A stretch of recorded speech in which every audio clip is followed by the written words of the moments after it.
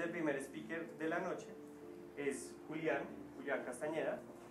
Julián es presidente y fundador de la Organización Mundial del Éxito y de la Asociación de Marketing Digital. Empresa cuya misión es elevar la mentalidad de la humanidad y así brindar libertad y éxito a las personas. Cree en una persona integral con enormes niveles de éxito profesional, económico y al mismo tiempo teniendo gran calidad de vida, un estado de salud excepcional y relaciones fuertes y en calidad en su familia. Autor de 5 libros, 4 de ellos bestsellers internacionales en Amazon. Con ustedes, Julián. Muchas gracias. Bien, pues como muy bien lo dijeron, digamos que esas son las cualificaciones después de mucho tiempo de emprender, de haberla embarrado, de haber cometido muchos errores, y todo inicia a mis 14 años. Porque yo leo este libro, Padre Rico, Padre Pobre, en donde yo me convencí de que yo tenía que ser un gran empresario. Porque de ahí yo dije, yo no quiero depender de un sueldo, no quiero que me estén controlando, no quiero que me estén diciendo qué hacer, porque yo quiero ser libre. Entonces, dentro de mi ignorancia, yo dije, ¿cuál es la mejor forma de ser un gran empresario? Entonces, pues los papás de uno y la sociedad le dicen, usted, mijito, tiene que estudiar administración de empresas. Porque los administradores saben cómo manejar una empresa. Entonces, justamente yo empiezo a estudiar administración de empresas a esta edad, a los 16 años. Y pues en retrospectiva yo digo que es raro que uno elija, por ejemplo, una escuela de ingeniería para estudiar administración de empresas. Entonces ese fue como uno de los primeros errores. Y al final yo me acuerdo que estaba en el salón de clases escuchando a una persona y dentro de mi mente yo tenía como una conversación conmigo mismo. Y yo me decía, incluso me lo decía con rabia, yo decía, Julián, ¿eres tú como idiota? Eres como, o sea, ¿qué te pasó? O sea, ¿por qué tú estás prestando la atención a alguien que en su vida nunca ha creado una empresa? Lo ha leído en los libros o le ha aprendido a alguien que también lo leyó en los libros, pero esa persona nunca lo ha hecho por sí mismo. Entonces, ¿tú por qué estás aprendiendo de alguien que no lo ha hecho? Entonces yo me decía, es como si yo, por ejemplo, quisiera ser muy buen futbolista y voy a alguien que, por ejemplo, puede ser el panadero de la esquina, que ve mucho fútbol todos los días, pero que nunca ha tocado un balón en su vida, que no ha entrenado a nadie. Entonces yo desde ahí me empecé a frustrar un poco conmigo mismo diciéndome, bueno, quizás por acá no es. Entonces yo dije, bueno, ¿cuál es? Bueno, el error justamente es aprender de alguien que no tiene ni idea de lo que está hablando. Y luego de ahí me dijeron que lo que yo tenía que hacer para crear mi negocio era solicitar capital. Entonces tú tienes que tener una muy buena idea de negocios, tienes que justificarlas de todo ángulo, financiero, comercial, operaciones, etcétera, etcétera, y ahí te van a dar a ti financiación para que logres montar tu negocio. Entonces yo hice mi tarea y justamente al final me salió que yo necesitaba 176 millones de pesos para iniciar mi primer negocio. Entonces yo muy emocionado hice mi plan de negocios, 80 y no sé cuántas páginas. Yo era bastante ñoñito en la universidad, entonces me iba muy bien. Entonces mi profesor como que movió influencias para que me metiera en un programa de emprendimiento y lo solicité y yo estaba muy emocionado porque yo juraba que la palanca de él, que era el decano de mi facultad, iba a hacer que me dieran esa plata. Y afortunadamente no me la dieron, porque si no, yo sé cómo se hubiera ido y era en mi novia de ese momento, o por lo menos en comprar cosas que le demostraran al mundo que yo estaba siendo exitoso.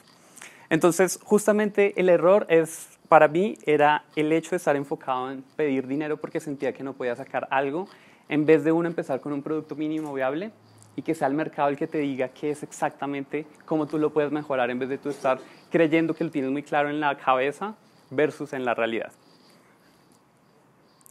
Y esa fue mi primera empresa. Ese soy yo, como 20 años más o menos, y reunimos a un grupo de compañeros en donde invertimos 3 millones de pesos de la época para importar estas pantallas.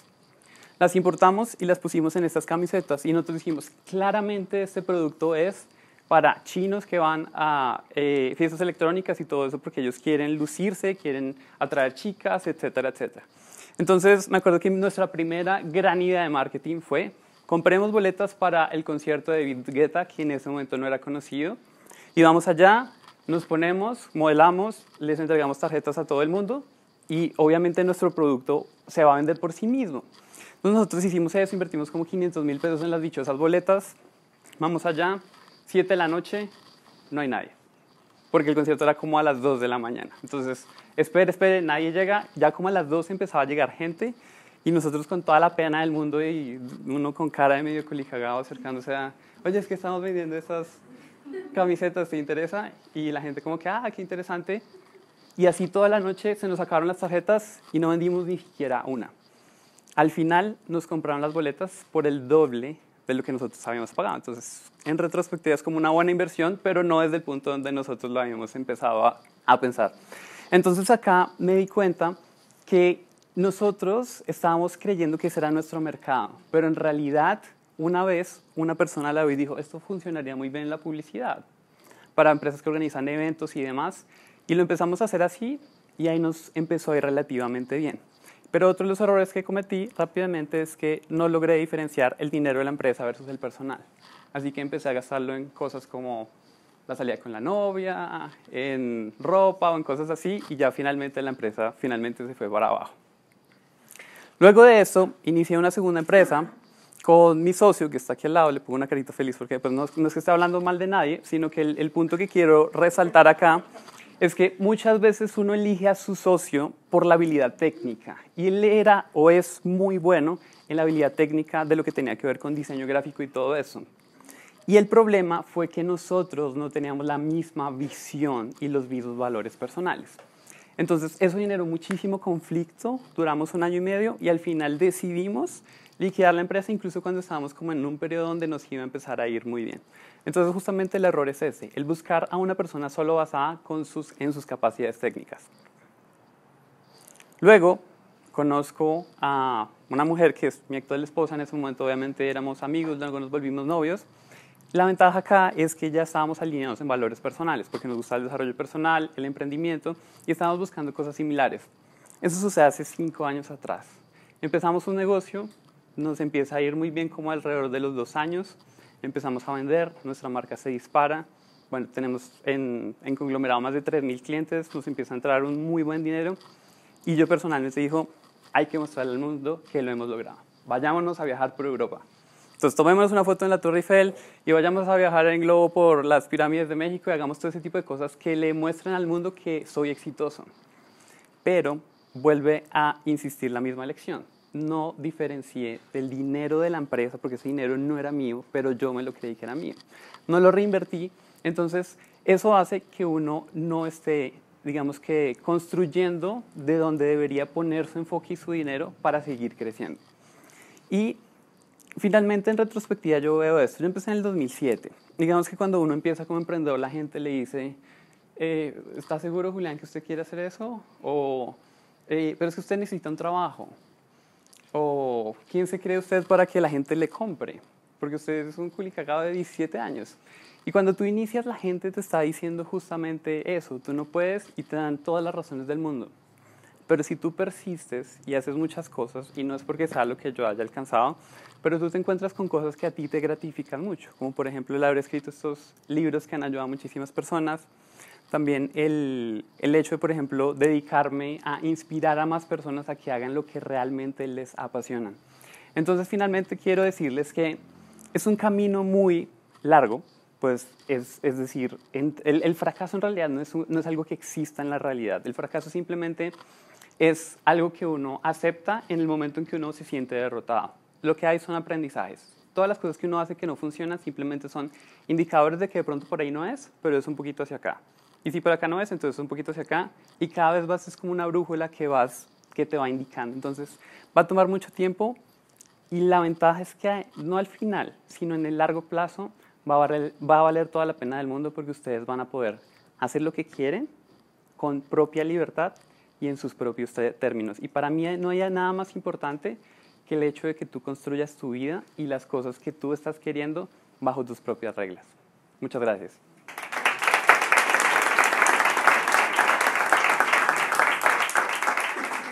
¿Preguntas para Julián? Yo tengo una y es... bueno, dale.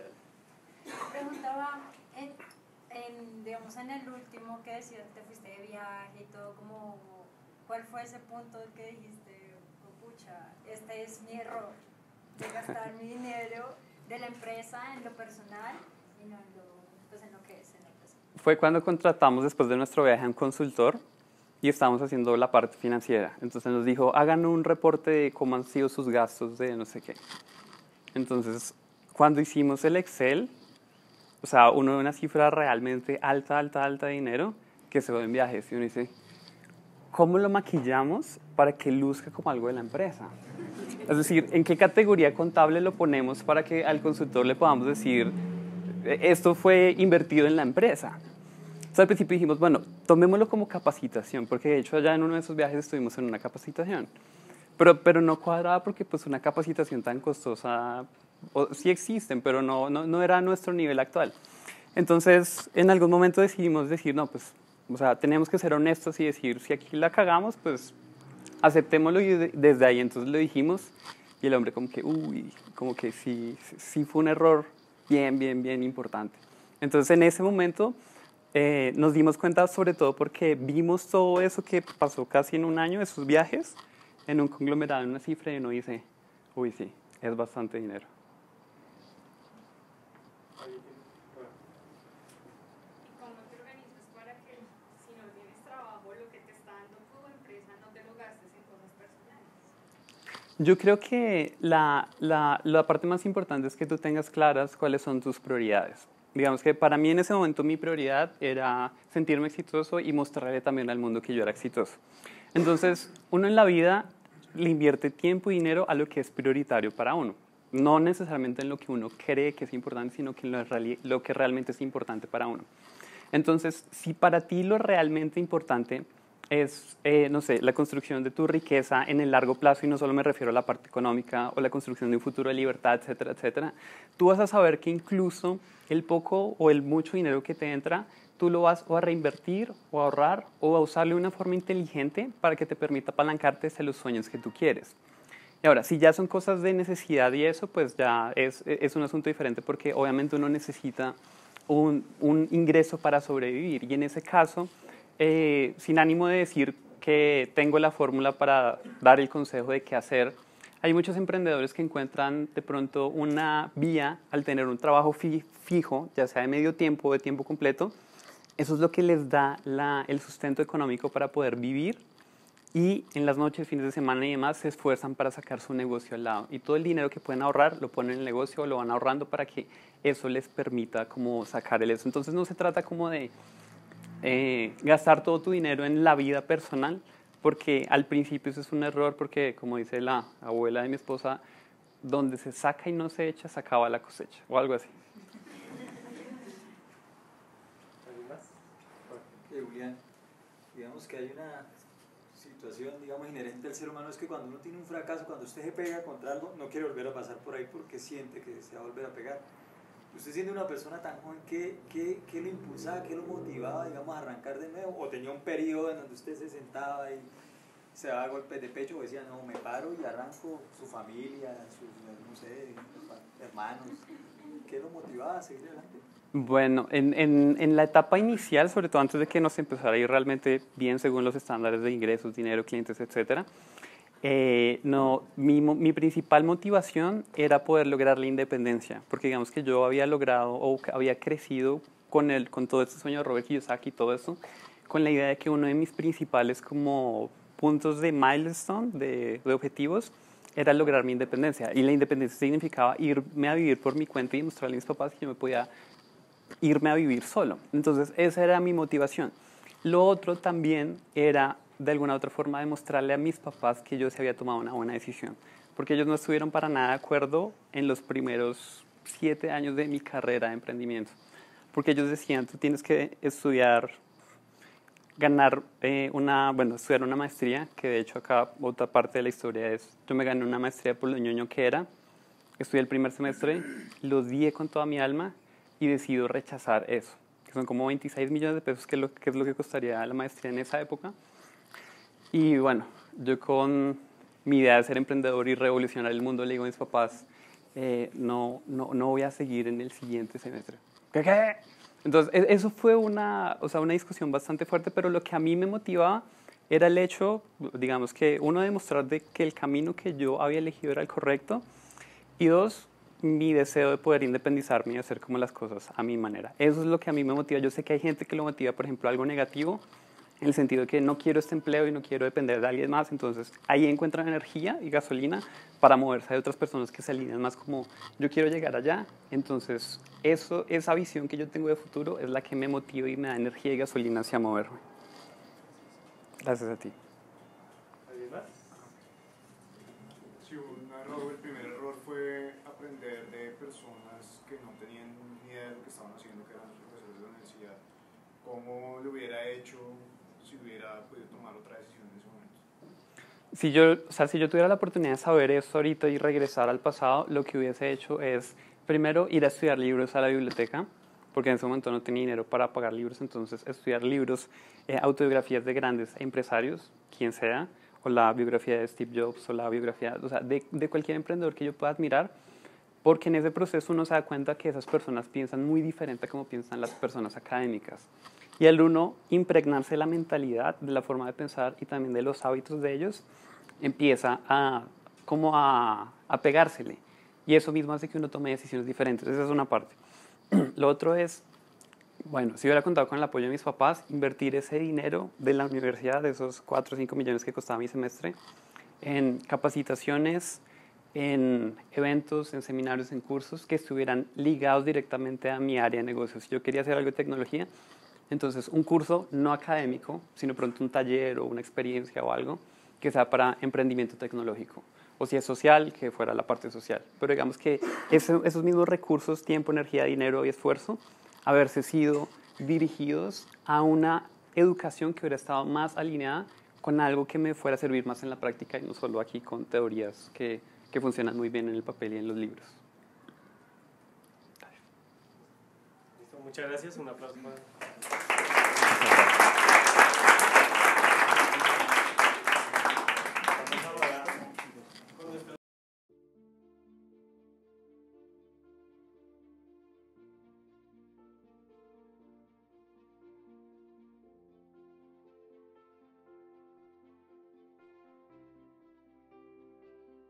Ir aprendiendo cómo... Claro.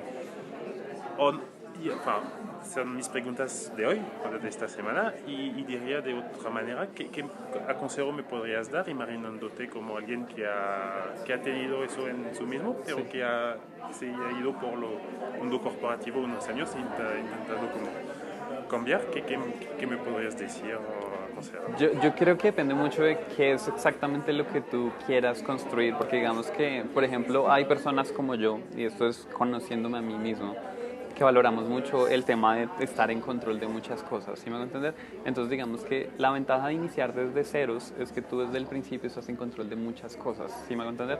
Cuando te entras a una empresa, a una startup que ya está de cierta forma en una estructura, tú llegas a aportar un valor muy importante que es tu tiempo, tu dinero, tus recursos, y ellos ya tienen una estructura. Si tú no tienes problema con eso y es tu estilo de personalidad, está cool. Entonces yo digo que lo primero que hay que tener muy claro es cuáles son tus objetivos, porque si tus objetivos de pronto son más rentabilidad al inicio, quizás la mejor idea sea el poder apoyar algo que ya esté funcionando, porque con tu esfuerzo vas a ayudarle a que siga creciendo.